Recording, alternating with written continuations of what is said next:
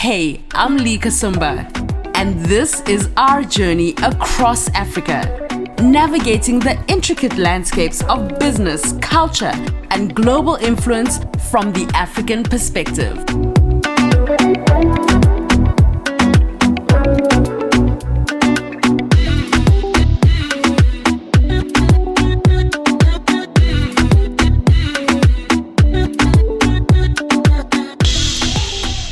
The Africa Whisperer, telling authentic African stories in a global way. On this episode of The Africa Whisperer. Personal baby, do personal thing for me. She a killer for me. She do whatever just for me. My personal baby, do personal thing for me. She a killer for me. She do whatever just for me. Me, I no go let go. Girl, you in my mind every fucking time. And when I feel it so low. Like now, I've stopped trying to convince anybody, because now I feel like the energy is being spent convincing. Like if you're an African business person and you pay artists to do marketing campaigns for you, and you know how much you pay, right? And you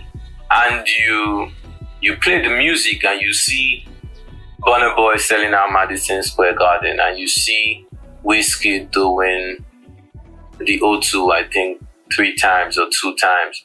If you still don't get it, you don't get it. I feel like it's our job to actually keep doing this thing to the point where everybody will catch up.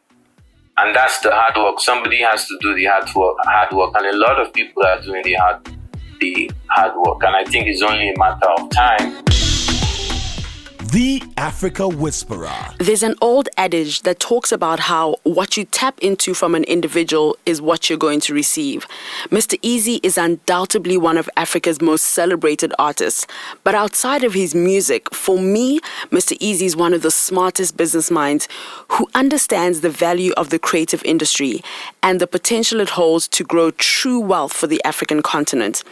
I learned so much in this conversation that I had to go back and review my thoughts and business as a creative entrepreneur. Mr. Eazi represents dreamers that understand how to put things into action, not just for themselves, but for an entire generation. Now, Mr. Eazi, you describe African culture as being one of our greatest exports. I really love that description. But when it comes specifically to music, how would you describe Empower's role? I think, when we talk about like exports, right? Africa has always been the world's mining field in a lot of regards, right? And like if you think about, natural resources, like if you think about crude oil, for instance, you see that the crude oil is on the continent, it's there, but we're not able to mine it by ourselves. And so we're not able to export it by ourselves. And so we're not able to capture as much value as we should. For instance, my country, Nigeria, is super blessed with mineral resources. But if we even just want to zero on crude oil, you see, the crude oil is taken from Africa. It's not developed. It's not mined by us in Nigeria, and it's shipped out. And then we have to buy the finished product back into Nigeria. And gas is expensive in a country where we produce, like we have the crude, we have the gas in abundance, right? So this is not a political discussion. This is just an analogy. The second example I'll give you is like, what's that thing they used to make chocolate? It's cocoa, right? Mm-hmm. And yeah, so you have cocoa bean, you have cocoa bean, our countries, if I say Ghana, I'm going to use Ghana because that's my second home, right? And it's not until recently you have the cocoa is farmed here, it's taken out, we do not produce it, and we buy the chocolate back, right? And we buy it expensive. So what is the value that is actually left here beyond the small commercial value to the few players? Where's the real industry, and who's behind the industry? I'm one for participation and globalization but true globalization should include equity participation from everybody, right? Everybody should be involved. So bringing this back to the music, it's like Empower's role is to be that company, that majorly African-owned company focused on African music, which is working with the talent, and exporting the music from Africa out while still keeping the equity of the African creatives and African entrepreneurs. And it's my vision that it will be more than one. And that's why Empower is agnostic. We're not a record label. We work with record labels. So for instance, we have part of our clients, we have independent artists, but we also have record labels who sign artists and then come through Empower. My idea is that other people will see and say, Mr. Eazi no get two head, Empower no get two head, and there'll be more to come, to the point where, major labels and music companies and people who really want to work with African music and who wants to invest and benefit from the commercialization of African music would not just see us as talent for hire, but see us as people that can participate equity. I want to see big companies coming to buy shares in a label from Uganda, a publishing company from Kenya, a production company from Benin Republic. That's what I want to see. Not, it shouldn't be, hey, yeah, we've come and opened on our office. There's nothing wrong with opening your office, but this is a chance to do things differently. I love that analogy, and just the reminder that as custodians of the music from Africa, we need to ensure that even as we go global, that we still have a stake in the industry. But now looking back into the Pan-African music industry specifically, Empower is leading when it comes to having a wide range of countries represented within the company. Can you talk to us a bit about that? Unfortunately for us, and I mean us Africans, is that we do not travel to our neighboring countries. So it's possible for me to be born in Ghana, live in Ghana, and I might have traveled more to the UK than I've traveled to Lagos. Or it's possible for me to be born and raised in Cotonou, and I've traveled more to Paris than I've gone to Zimbabwe. And so when we do not travel within ourselves, we obviously, it's not like we don't want to travel. It's, things like the cost is so expensive. Maybe these countries, maybe we're not selling ourselves to ourselves. We see tourists as people from outside of Africa. We forget that it's a continent of over 1 billion people. So intra-tourism is something that has been untapped. Geez, I'm sounding like a politician. Yeah, I know, right? But because we don't travel, we tend to think that everything starts and ends in our vicinity. But fortunately, my university made me start to meet people from other countries. Kwame Nkrumah University made me start to meet people from Equatorial Guinea. I didn't even know Equatorial Guinea was in Africa till I went to university. Equatorial Guinea, I met, this is what they are like. I met people from Gambia. This is what people from Gambia is. My first roommate was Togolese, Monsieur Shalom. I frustrated that guy, always playing music when he was trying to study. Shout out to him. I'm sure he will be doing great things now. And so because I went to school with people from across Africa, and because my talent has taken me to, I've toured Uganda, I've gone to Goma to perform, I've gone to different places.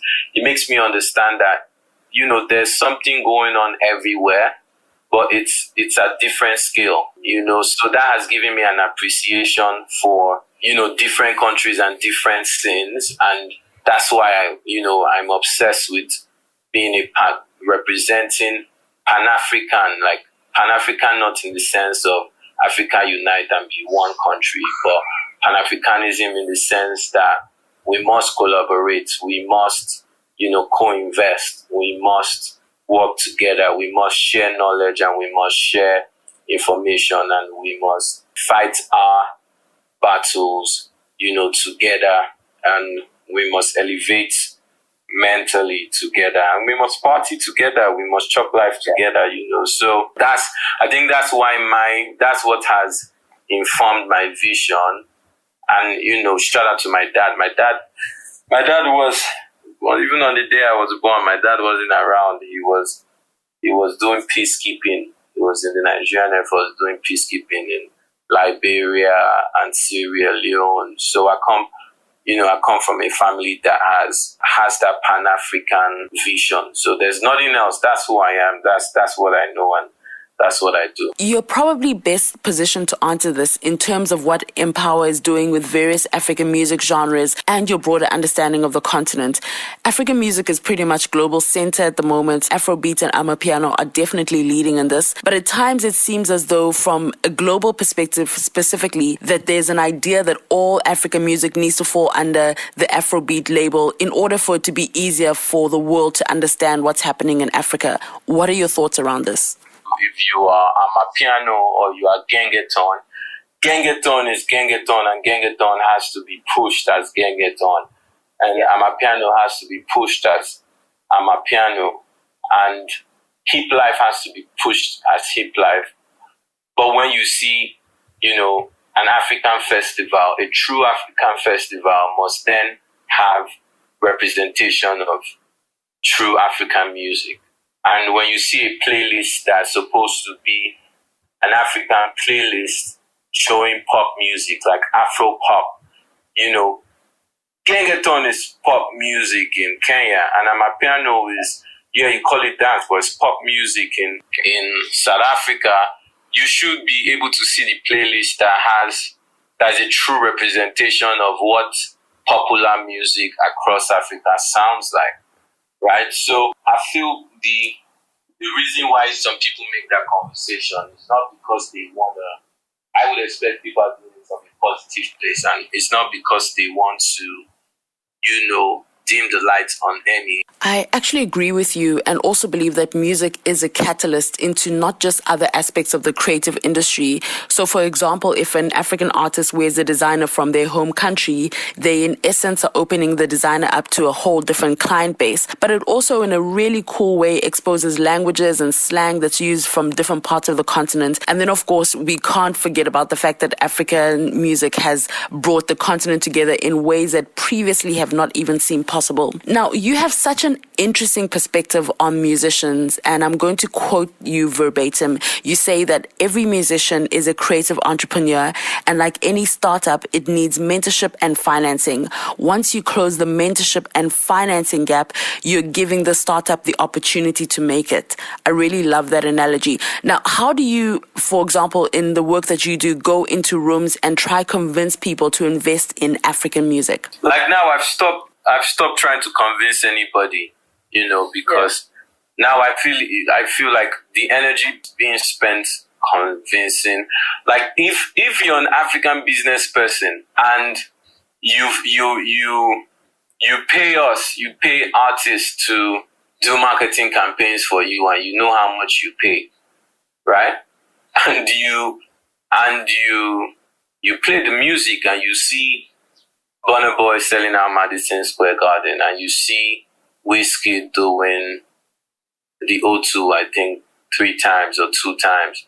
If you still don't get it, you don't get it. I feel like it's our job to actually keep doing this thing to the point where, everybody will catch up.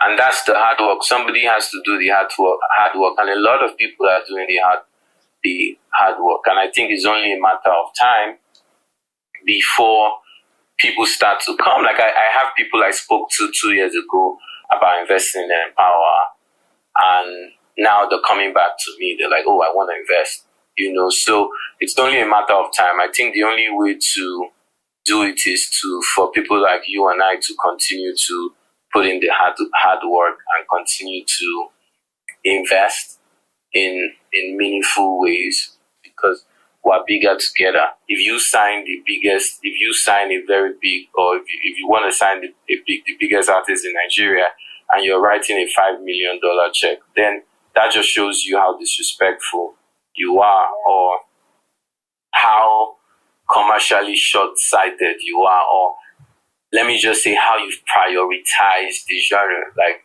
I've been in conversations where people are trying to, do a deal with Empower for the entire roster and for the future roster, and they're not even talking double digits millions in dollars. So that makes me just see the level of priority. But when I come out of those meetings, I just get more inspired and more motivated that I must do this. I must hustle. I must be successful. I must find new artists. I must find artists from across Africa. I must invest in them, and tomorrow I will be in the same rooms with these people. I will be having different conversations because I'm not one to think that, if you get into a meeting and people offer you some money, I don't think it's a fight. Like, if I want to buy a house and the owner says the house is 1 million shillings and I think it's 20 shillings, like, it's not a fight, right? It's just what I think the value is. And probably is what the value is right now.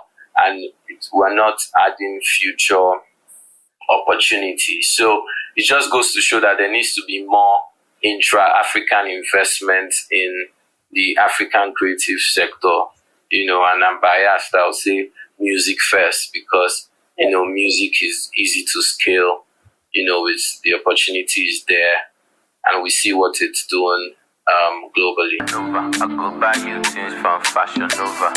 I don't go to you jungle Nova. I go bless you with your money. Oh baby, me I no be jumble. I go fight for your love like a Django. Yeah, tell me what you want do. I go do anything where you want do. Yeah. Baby, me I no go funny. Cause the love it where you give me girlie over me.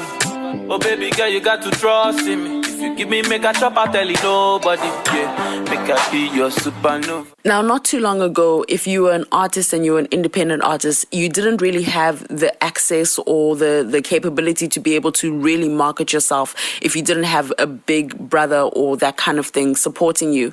But now, obviously, with social media, this has really changed the trajectory for independent artists. What would you say have been some of the biggest highlights when it comes to what social media has been able to do for independent artists, the biggest changes? Now it's like even though like my team has been putting out music for, the artists on our roster, but now I'm in the trenches, right? I'm in the trenches. I'm basically in the trenches, learning. And what I'm learning is like, okay, yeah, you could do digital marketing, you could retarget, but what if you don't have that budget? Or the easiest place as an independent artist with no money, no budget for radio, the easiest place for you to do anything is TikTok, and post that thing on TikTok and be creative with it. And from there, people could, discover you. And I'm seeing TikTok the way I used Instagram back when I started to reach the fans. And I'm now the past 4 days I've been on TikTok more than I've ever been on TikTok in my life because I've seen that, the barrier to entry there is reduced and all I have to do maybe is work there. So I think the level playing field is even for every artist in terms of, at least you could reach your fans on TikTok and you could start to build. You have people that are not even musicians. Like some of the influencers I'm working with have more followers than me on TikTok. So that just shows you, you could come from an influencer point of view and then you then start to show your music or you then start to have your podcast. Now, when you look at the globalization of African music, you share such a lovely story about how you were in Ukraine, and that's where you had some of the most diverse audience outside of Cyprus. Now, when you look at it, how is this a reminder for you about the power of music beyond borders and beyond language?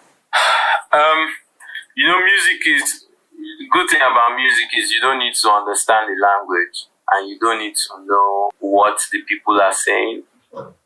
You just need to feel the beat. So, because music speaks to the soul, right? So, at the end of the day, it's not really something surprising. And I've always felt like that's why sometimes, I always feel the music just needs to be in the right places and in front of It just needs to be in the places you put every other music for people to discover it. And if that is TikTok, if that is radio, if that is Spotify or Apple Music playlist, it needs to be there, because at the end of the day, it is good music. And once it's good music, anybody can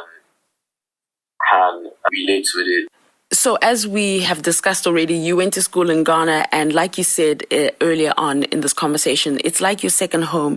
Now, there was a time when Ghanaian music really seemed to be at the cusp of something great in terms of it leading a global African music movement. If you look at Azonto, for example, and the potential that it had.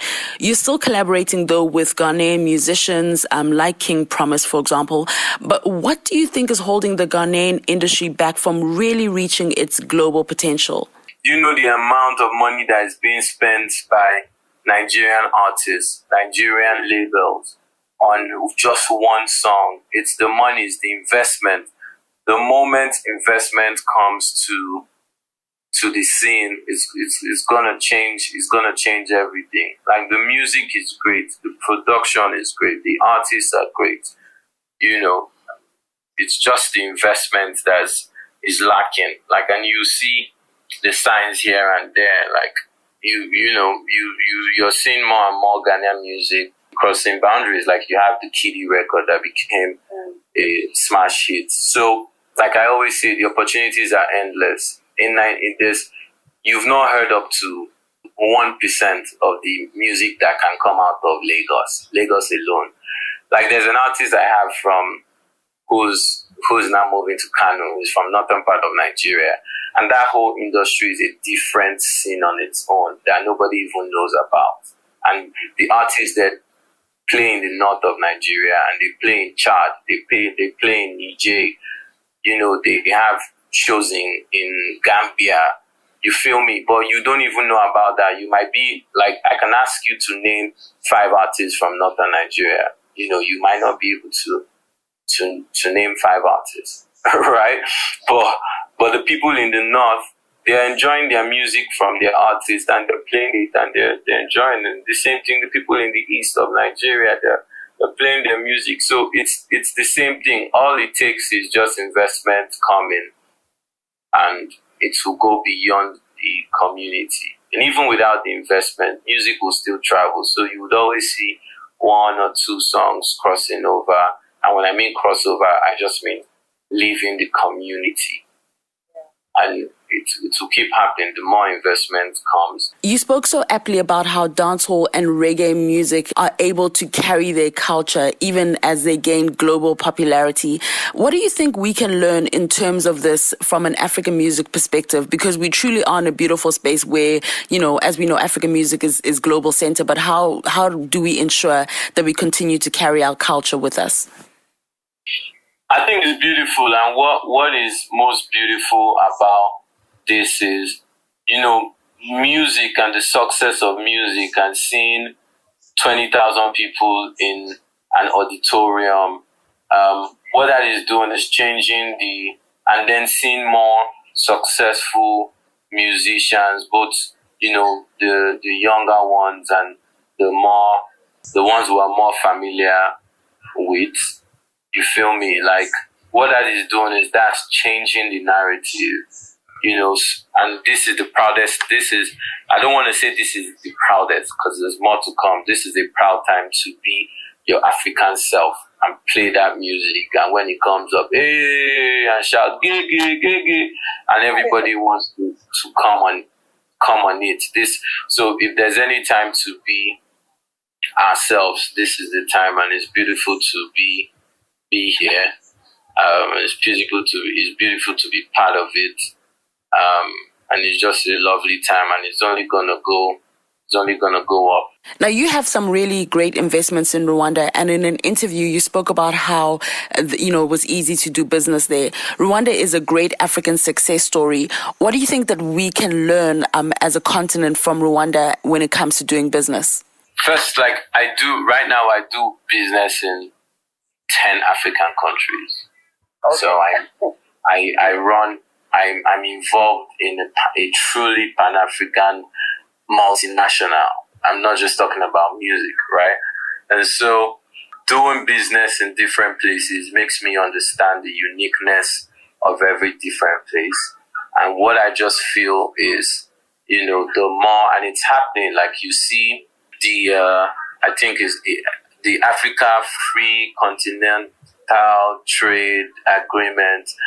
You're seeing more African countries decide that, you know what, we're going to work together, we're going to share knowledge, we're going to drop those boundaries, we're going to be linked commercially. All these things are happening, which is beautiful to see that our leaders are, communicating, and not just communicating, but, trying to do things step by step to help ourselves. So I think the communication between our leaders and when I mean our leaders, I'm not just saying presidents, but I'm saying you and I and whoever is running,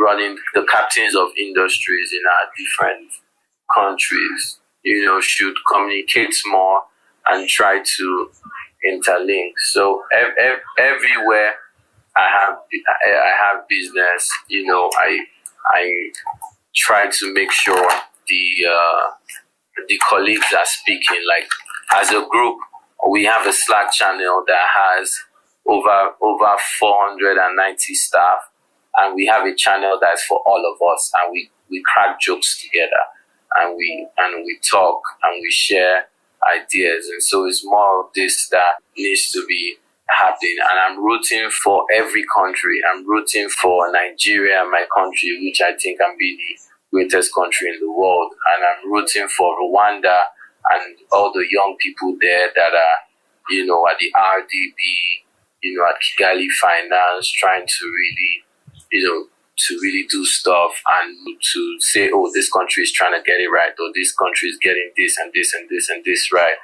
And I'm also rooting for Republic of Benin and all the development that's happening there and the great work that's happening there.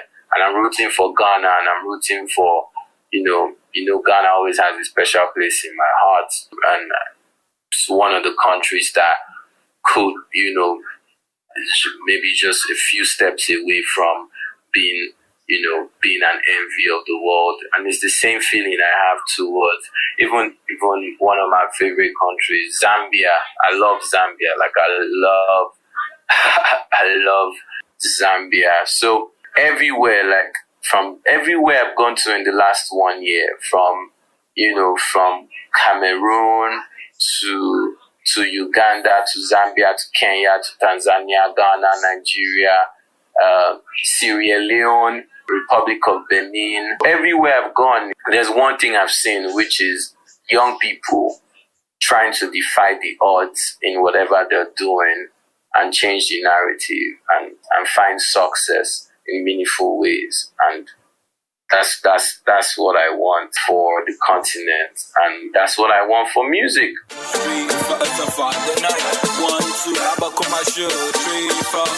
I'm loving the way that you are moving the waist.